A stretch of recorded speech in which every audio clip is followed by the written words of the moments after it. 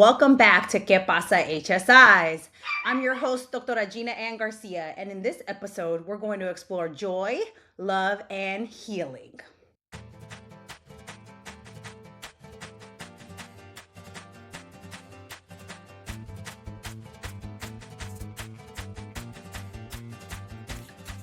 What up, fam? Thanks for continuing to tune in as we explore life after September 10th, 2025, and what it means for the HSI community.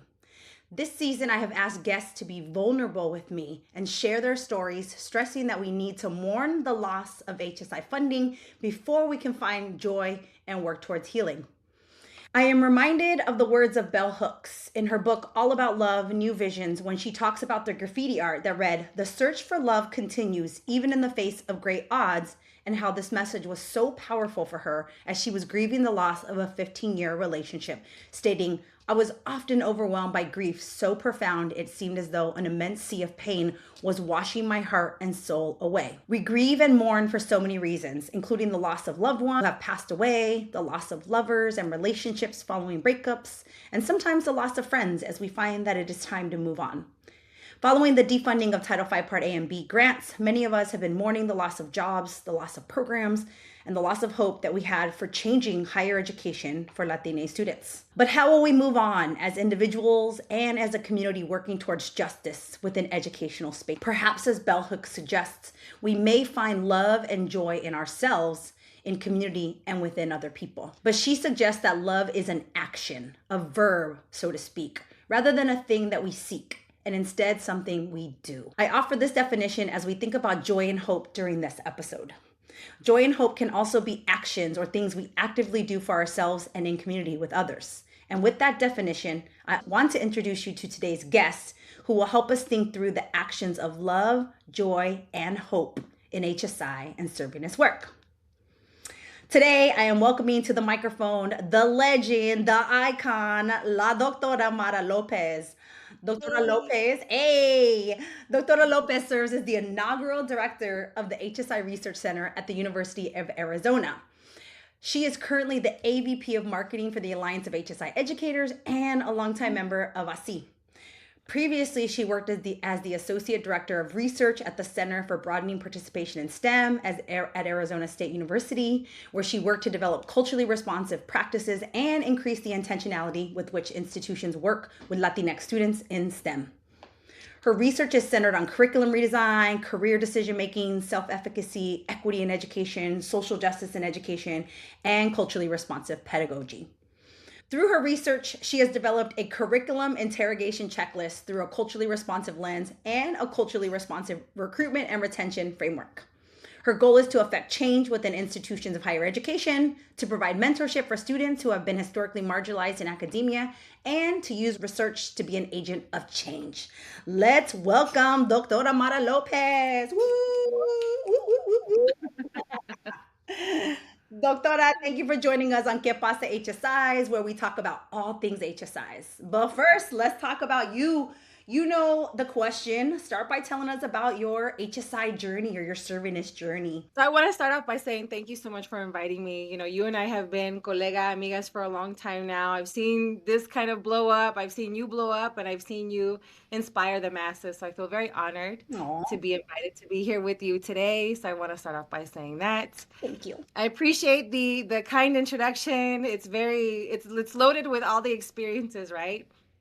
But my HSI journey really started with who I am. Soy Mexicana. I was born in Mexico, raised in a small border town in California called the Imperial Valley. Very small, tiny border town. I was raised by two powerful Mexicanas, my mom and my nana, who worked in the fields of California for very many years. Mm-hmm. I went to Imperial Valley College, which has been an HSI sort of by default, but not always by practice. Mm-hmm. First institution, and then went on to several different other community colleges before I got my bachelor's degree almost 12 years later at SDSU, which at the time was also not an HSI. So a lot of my journey was discombobulated, was scenic, was not at all linear. And I think that because of my student experience, it was really important to professional dreams, goals, aspirations to the journey that many students take that is a lot like mine.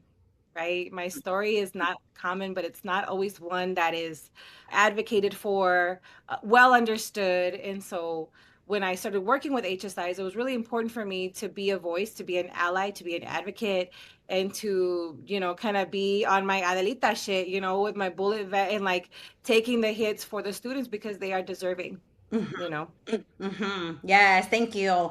Oh, I agree. It's like this is long overdue, this conversation between me and you, because we have been in so many spaces together for quite some time and also connecting through social media, right? Like if we think about really our journey together, right? Like that connection on social media was really important. I know we're gonna talk about, we have a session coming up at SC about how we use social media to connect, right, and to network and also to build joy, right, and hope, which we'll talk about as well. But yeah, super glad to have you here and to learn more. The first question I'm gonna ask you is really to tell us about your inaugural director of HSI Research Center at the University of Arizona role, which I haven't heard, right? I remember when it was posted. I remember when you were going through the process. I remember talking to you about it. I think you're the perfect person for it, but haven't really heard since of like, what do you do? Tell us about the role. So it's funny so I reached out to you. I remember when I was so nervous. It was my first job interview where I had to be in person and people were gonna be watching me virtually there. It was a new experience for me, but such a beautiful learning opportunity. So I appreciate your help in helping me navigate that too, because I think it inspired a lot of confidence in me in that interview. And I also listened to one of your podcasts on my way to Tucson for that interview. And it was the one by Des with students Mhm. at her institution. Where's she at? Yeah, Pasadena City College. Pasadena City College. I was like, PC. Yeah. Yes. Yes. To that podcast on the way to that interview. So I appreciate, again, the ways you show up are even ways I think that maybe you hadn't imagined before. You'd be helping people with their damn interviews. Mhm. Yeah. So in 2024, I got that job. Mhm. And I even in that title, like inaugural, right? The first of in 2024 is kind of still a little bit wild, but that job is one that I feel like my experience had really prepared me for. Having worked at ASU and with HSIs across the country, I think I had a unique understanding of how HSIs work, both rural HSIs, 2-year, 4-year institutions, emerging HSIs too. So in my current role, I serve as the inaugural HSI Research Center director. I am partially funded by the National Science Foundation and the Helios Education Foundation. And a lot of the work that I do is given the charge to help coordinate and facilitate the dissemination of efforts throughout the AZHSI consortium. So our AZHSI consortium consists of 20 HSIs across the state, and I work collaboratively with them across 8 different initiatives. Okay. Awesome. All Mhm. right. So I didn't know y'all were. I see you very involved with the AZHSI consortium, but I didn't know it was like a part of, your role, which makes sense, Yeah. right? To have you doing that. So tell us about the ways you were directly or indirectly affected by the reprogramming of HSI funding and even your position, how it's been affected, if it has been. So I've been in research for over 17 years, which means that I've worked on soft money for 17 years. Mm-hmm. The instability of the grant space is familiar to me. Mm, You know, like a familiar hell, a perpetual trauma. It's always looming. So as people were unnerved by the potential loss of funding, it felt familiar to me because even during the pandemic, the grant that I was working on from the Department of Education, that was defunded because it was collecting data in schools across the state of Arizona. And we couldn't do that anymore because there were no kids there. mm-hmm. But I think that there's obviously a massive difference. Mm-hmm. This was an assault on research, an assault on science, an assault on academic integrity. Mm-hmm. Pandemic, it was access, right? Opportunity. You no longer could fulfill the scope of work, all that kind of stuff.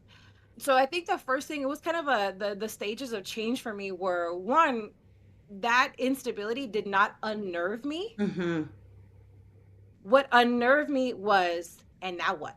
Mm-hmm. Because when I lost funding during COVID, it was like, well, we can apply for another funding, or we could modify, or there was opportunity. The landscape wasn't being like blown up, right? It wasn't on fire. Now it's on fire, and that's not a bug in the system, it's by design.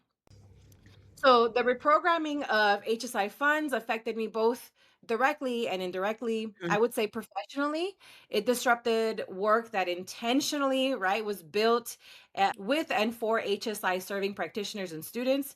mm, But also personally, it was painful. It was painful to watch programs rooted in trust, rooted in research, rooted in community, and long term vision suddenly become uncertain. mhm, mhm. We spent years of our professional lives building a body of work that is now being told that the validity of it was being put into question by the Right, people that held the purse strings. right. We know what we do. Mm, We also know that the way the system is working now is the system working as it was created to work. right.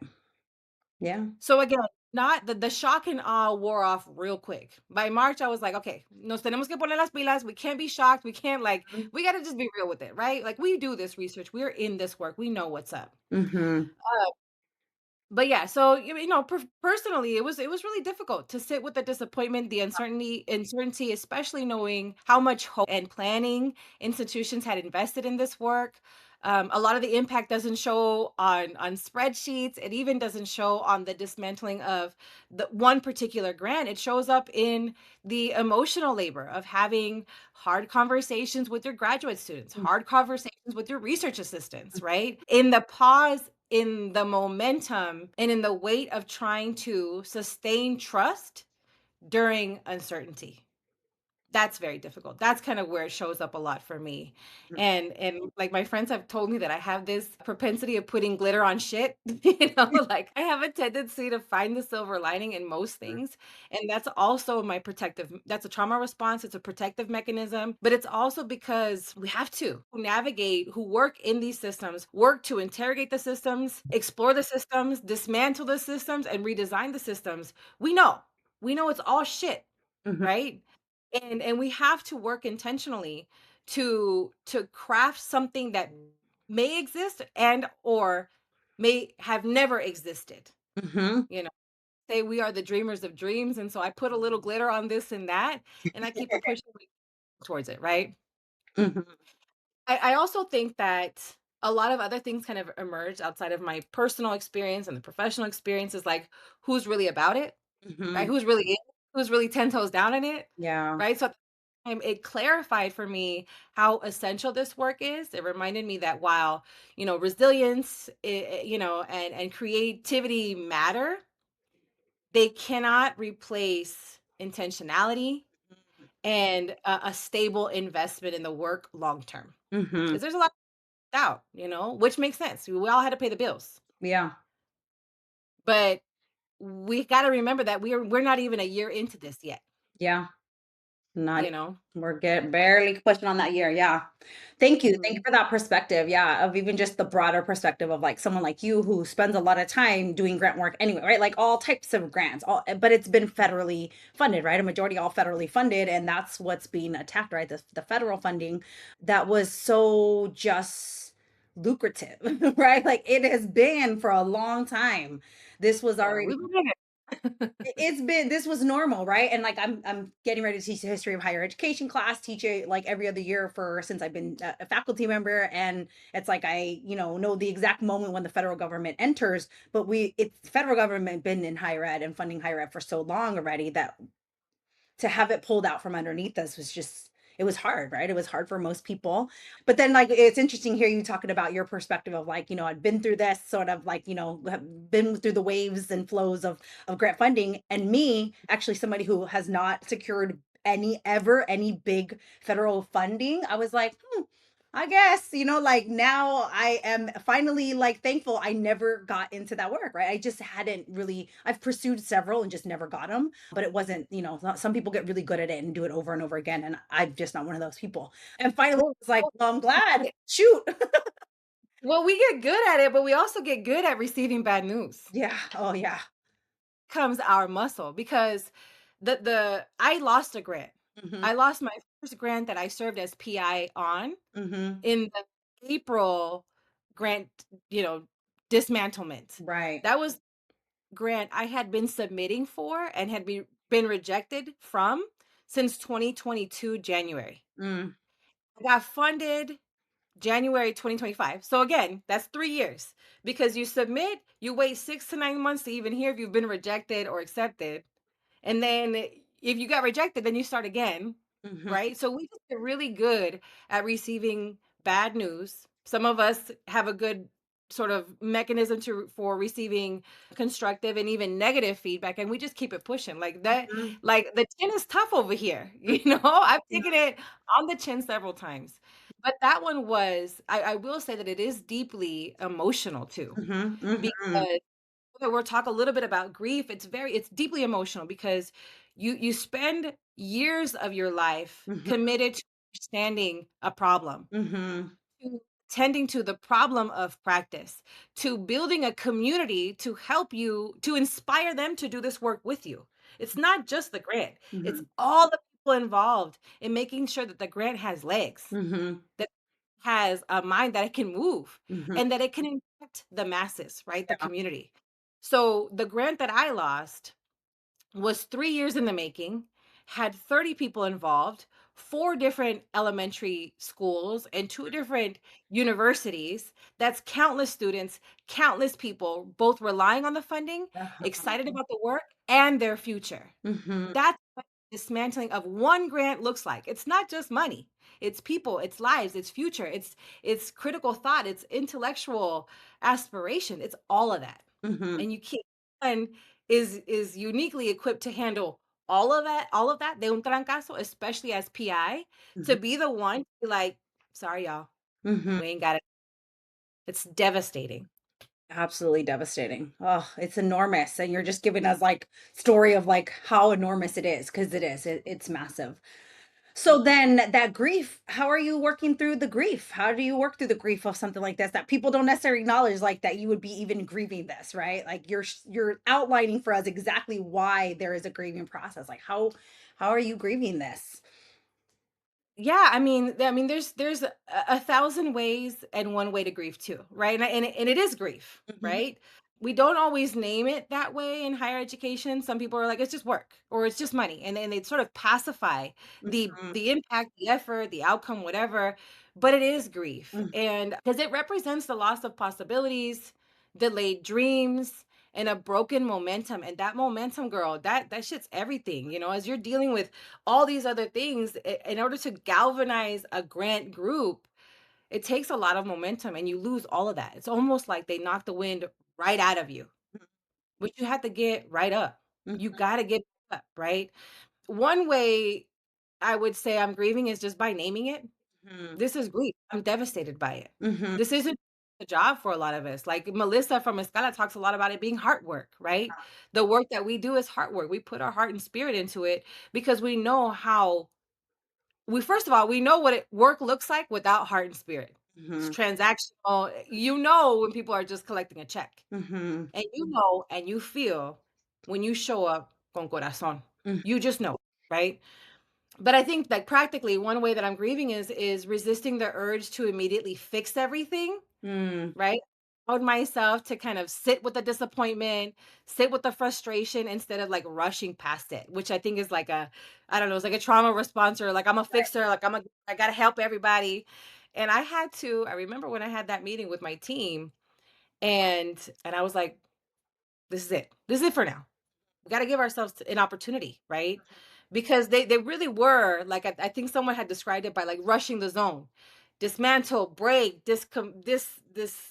invalidate and inspire a distrust in education. Mhm. All of that is everything that we were navigating. Mhm. But I had to give myself time to be like, we built the systems that serve us. We can do it again, but not today. I need to take a nap. I need to cry a little bit, Yeah. but It's not not okay. not today. Not today.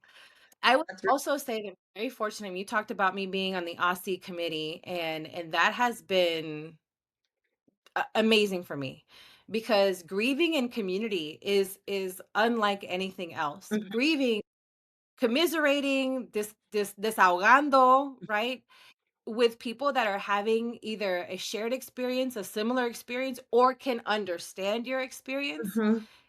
beautiful thing. That's healing. That's so powerful. So grieving in community, talking openly with colleagues, partners, mentors has been healing. There's really powerful about realizing you're not carrying this weight on your Mhm. Yeah, that's real. That's so real. Yes. Thank you for saying that, like, you're just grieving by not immediately running and fixing it. Cause I think that is your personality, but it's also higher ed. Like, people immediately want to figure out like what we're going to do next. And I own. felt that a lot in this season of like talks, right? And as I'm traveling, giving talk, I literally was giving a talk the day that we got the announcement, September 10th.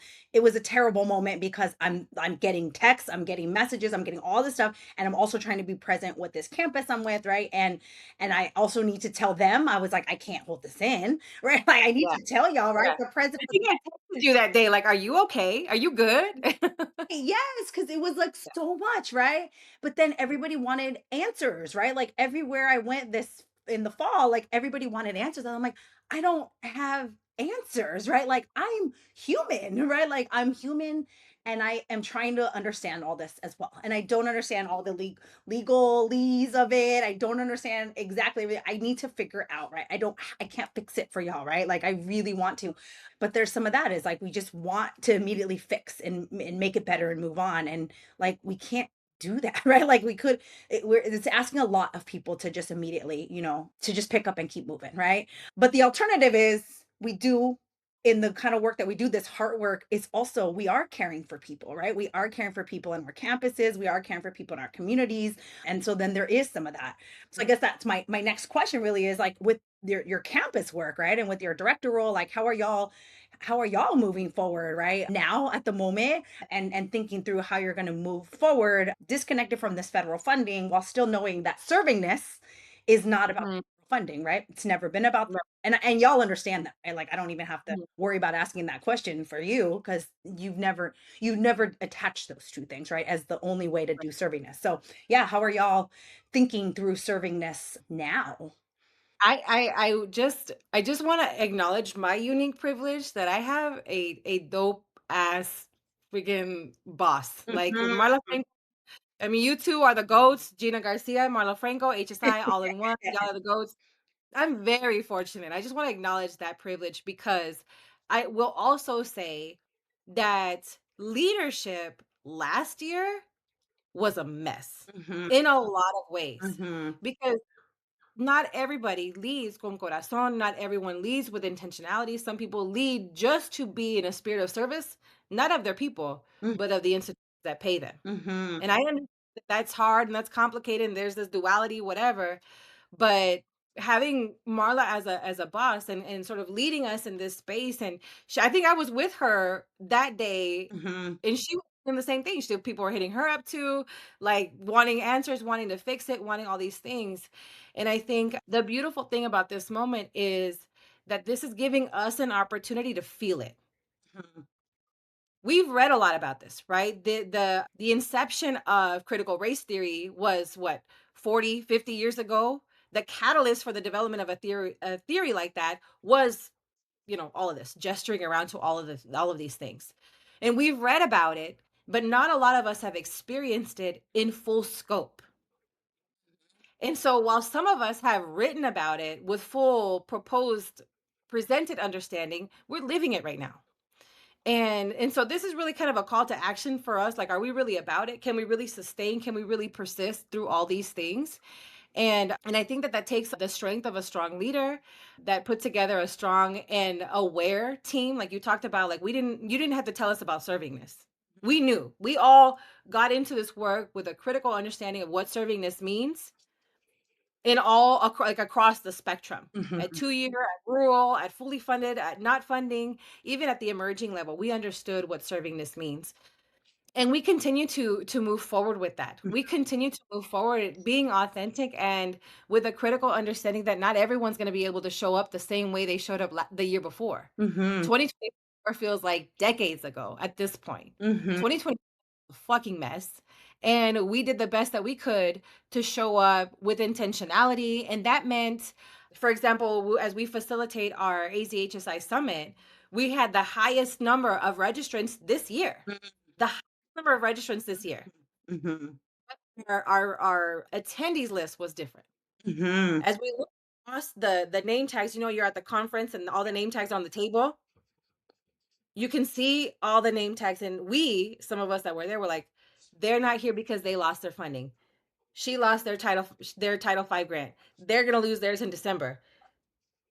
It was heart-wrenching, sobering, and a testament to for us to like how do we continue to show up for them Yeah. too.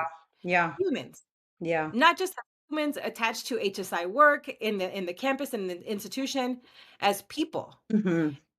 That's serving this too in a lot of ways, right? We have to be humanistic in all of our work.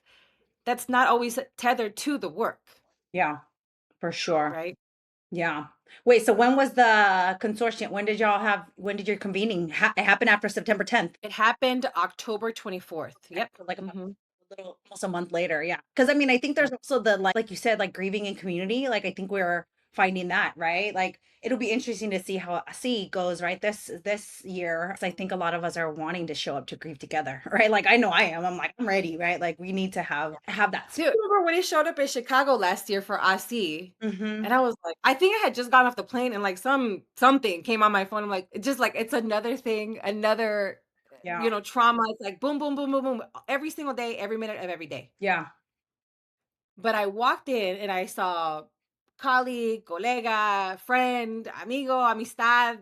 They're all in groups. And we had the highest attendance of students at Mhm. OSCE's conference last year than ever before. Yeah. And I looked at some of them giggling and smiling and walking around with their posters. And I'm like, that's it. Mm. That's the reason. Yeah. That's why we're here. Yeah. See how bright and present and aware and excited they were. I was like, what am I to just quit?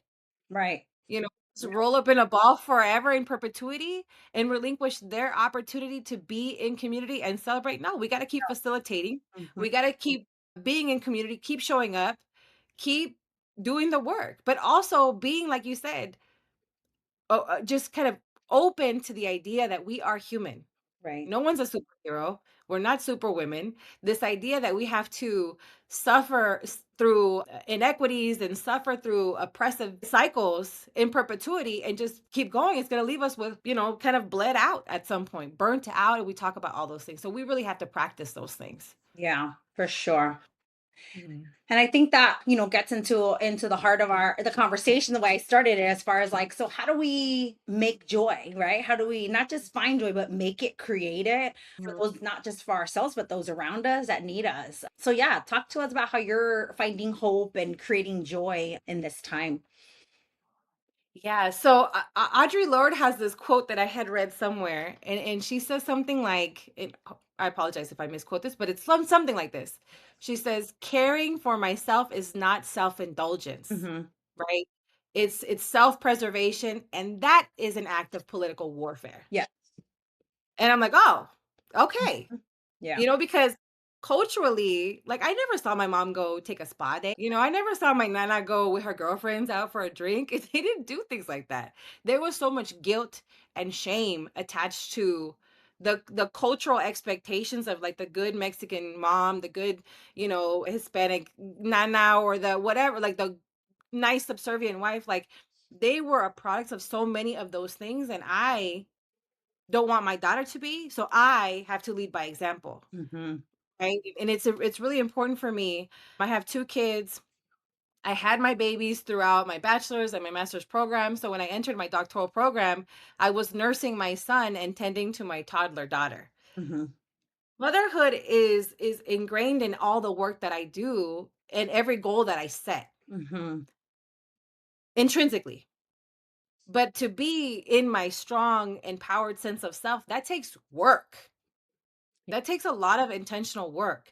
And it takes a lot of unlearning what was and redesigning what could be. Hmm. And again, that comes with being in community too, right? We're part of a different society of more modern women who can speak to their own lived experience and do so unapologetically. Hmm. So, kind of another way that I source joy, trying to source joy, is doing it unapologetically. I used to feel a lot of guilt where, like, oh, I'm happy. Like, my kids are over there, I'm over here, but I'm happy. Is that okay? Is that fine? Are they a part of every joy moment? And they are a part of every So many, Mm, but not everyone, mhm, because that kind of self-sacrifice that we have given to academic spaces is a self-sacrifice that we have become accustomed to in motherhood, in partnerships sometimes. So, being unapologetic about sourcing joy and sourcing joy without guilt and shame mhm, is a learn is a learning process. mm, And I don't know if you've experienced something similar. I mean, you have two babies too, mhm. you know. Yeah, no. I mean, as you're talking, I'm thinking about holding two realities at the same time or holding two feelings at the same time, right? Because we're talking about grieving and loss, but then also joy and hope, right? And like, and Mhm. when you're talking, I'm like, okay, you're telling us, and we know this, but to speak it out loud to say you can hold both of those at the same time, right? Yeah. Yeah. They can coexist, right? So we can Mm, take a moment away from that like loss and dealing with work and whatever it may be and be like, I'm stepping away from that feeling and I'm stepping into a different feeling right now, right? And knowing that that feeling is still continuing, right? It's continuous because that grieving is it is could be continuous, especially the way you described it, right? What as connected to the grants and whatnot, and then the work that we do. So yeah, that's what I was thinking as you were talking. It's like, yeah, holding those together. Yeah, I think I mean, and I think it's the capacity you have to hold them both together too, Mm, and not feeling guilt and shame for not being able to hold joy when the weight of guilt, the weight of grieving is so much heavier at the moment. mhm, mhm, Like, it's almost like grieving the loss of a loved one. I lost one of my good friends in December 2024. She was my first colleague in research 17, 18 years ago at this point. She is the first person that showed me that data and quantitative data and methodological practices can actually be very humanistic. I didn't know that before her. She changed the trajectory of my life and career, and she passed away. And that was so heavy, right? I had never experienced grief or loss of someone that I loved for so long mhm, like that, and she was so young. And I had to learn a very intimate relationship with grief that I had not been taught to navigate, that did integrate joy too, mhm, that did space for joy. mhm, So how do we reframe grief mhm, as not consuming and life stopping, mm, but integral part of our lived experience? mhm, 'Cause it wasn't fine, mm, and I just thought, when it occurs, life is over, life is done. I can never smile, the sun is gonna be dull forever, and that's just not mhm, doesn't reality, right? So integrating joy into your life and integrating grief into your life, or an understanding of both, is equally as important, because both of them come with an opportunity for learning mhm, and for a sort of personal intentionality, I think. And I think it's important for us to talk about that more, right? mhm. Yeah, for Yeah. sure. And thank you for sharing that story. I know I saw your post about your friend. I'm sorry for your loss, but thank you Yeah. for naming it, right? And naming that's a different grief you've been going with and are still dealing with that as well, right? It doesn't just go away. There's that, right? Like it Mhm. carries with us, right? And that capacity to carry that while doing other things, right, is something that yeah, that we work through. And we're all working through right now. Really. We are. And I think that you kind of were talking about a bell hooks quote where she talks about grief and loss, and how a lot of us have this sort of this idea that grief is death, or grief is just, a love lost or whatever. And it could really, I think discernment is one of the most beautiful gifts all of this bullshit has given us. And I at least an opportunity to have more of. Mhm. Understanding two things can be true, understanding that what was doesn't always have to be, and we could reimagine futures for academic systems and for ourselves too, Mhm. you know? Yeah. Uh, Yeah. and so going back to seeking joy, because I think that like Bell Hooks talks about how love is an act, Mhm. joy is an act, Yeah. hope is an act. You have to be 10 toes on all those things. And I'm not always successful at it. Sometimes I succumb to the weight of having to kind of, or feeling like I have to live in a perpetual state of production Yeah. and producing nothing. And then my joy is impacted. Right. Yes. But some things that have brought me joy is being intentional about like the activities that I do with my kids, experiential activities, not always just like a purchase one off here and there, and being consistent about my physical health. being very, kind of, that's like a non-negotiable. I go to the gym, 5, 6 times a week. Sometimes I'll go to the park and have like a little thought walk, or I a little mentee bee walk, get some air in my lungs. Yes, exactly. Here in Arizona, we got a lot of beautiful hiking areas that we only have limited access to, because then it's hell on earth sometimes. Yes. But yeah, so resting, is also healing. That's also not optional. That's integrated into my practice. Mhm. And also form of resistance, as a lot of people had spoken about, and choosing joy, as a way to also fight back. Because as we all know, as these as they kind of flooded the line last year, the other part was to relinquish our confidence in our efforts Mhm. and our ability to continue to do the work that we want to do. Mhm. It will work if we let it, Right. right? But you have to be whole as a human being in order to speak truth to power.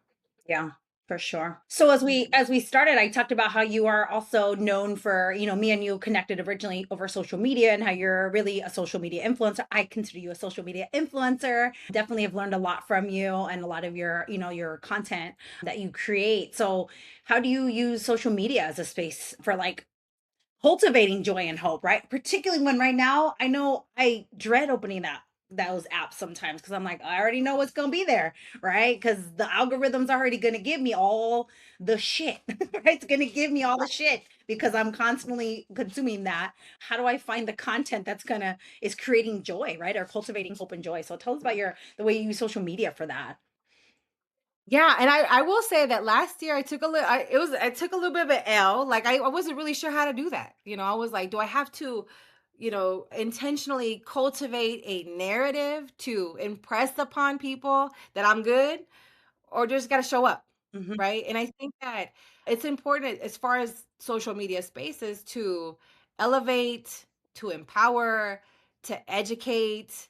Those are the three things that I was focused on for a really long time. And now it's just like, just show up. Just be human, be in community, be human, reach out, avail yourself to other people that are in need of being lifted, you know that's the way I use social media, to as a communication tool, as a community based element that allows us to educate, empower, Hmm. and elevate the human experience, Hmm. right? And not in a way that is hyper curated anymore. Not in a way that's for the likes or for the followers, but just being real. Hmm. How do you show up in your community, for yourself, as a woman, as a mother, as a partner, all these different things? It's very hard. But I do think that social media is both a powerful tool for connection and a powerful tool for disconnection. Like you said, you can go onto any social media platform and really be just completely disconnected from reality, with either hyper curated posts or negative everything. Hmm. Or you can use it as a breath of fresh air and be like, okay, she's doing good. They're doing all right. They're showing up. How can I reach out? Like, this person is sharing this information. They're going to this conference. They're doing this thing. They just published this paper. Like, how can I amp you up too? How do we continue to elevate the people that are doing the good work? Hmm.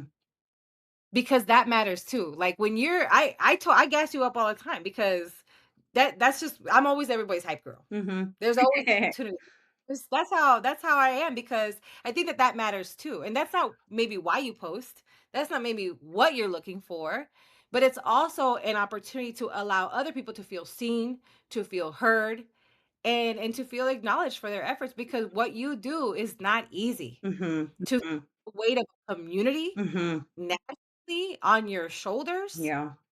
it's not easy. And so I think it's a responsibility for us, and one that I've inherited, to also not just elevate by what I post, but how I interact too. Yeah, for sure. Well, it's interesting as you were talking, I'm thinking about how the curated posts versus like the like real posts. Like when I post like really real things, I actually get way more engagement. Right? Like people all actually want to know you're like really real. Like even the September 10th day, like I was posting Mhm. all this stuff, I was spiraling and I was in a car. I was actually in a car for 4 hours because where I was in Colorado. rural Colorado and driving back to Denver, right? And so I was just Mhm, and I wasn't driving, so I was just in it, right? And then I posted and I wrote and I said, I am not okay. In case you're wondering, I am not okay, right? And the mhm, number of responses I got, like people calling me, or like I like FaceTiming me, texting me, right? Because people were like, okay, like the real part, right? Versus like the information I was sharing was like, whatever, but versus like the real life people, mhm, like I get more responses to that, right? Like I recently posted about going through the peer review process and how it was dragging me. And the number of people that responded and were like, oh my God, thank you for sharing, thank you for being real. Like people want that too, right? Like that we are actually are ugly crying too, right? Like even when there's mhm. a lot of good and we curate the good stuff, right? The behind the scenes actually needs to be shared too, and people appreciate that, right? We kind of need to have all of that. So yeah, I think that's something for us to think about as far as like what do we need right now? Social media platforms. I'm not even sure. I'm not sure. And the algorithm, the this, the what was, nothing is real. Yeah, We're living in a simulation of our own creation. right. So really do whatever you want. Do whatever brings you joy. I posted a picture of my kids the other day and we got like 10 likes. I have almost 7,000 followers. I got like 10 likes on that thing. Yes. I didn't edit it.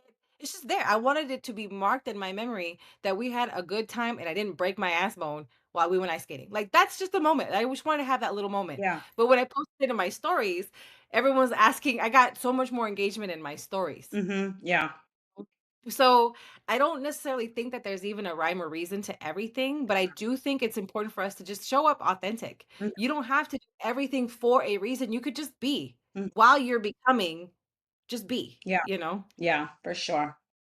So did Mhm. you want to plug our session, our AC session? Because we got a session that we are going to be talking about social media and the podcast and the ways that we use these platforms to share information, right? HSI information and also joy.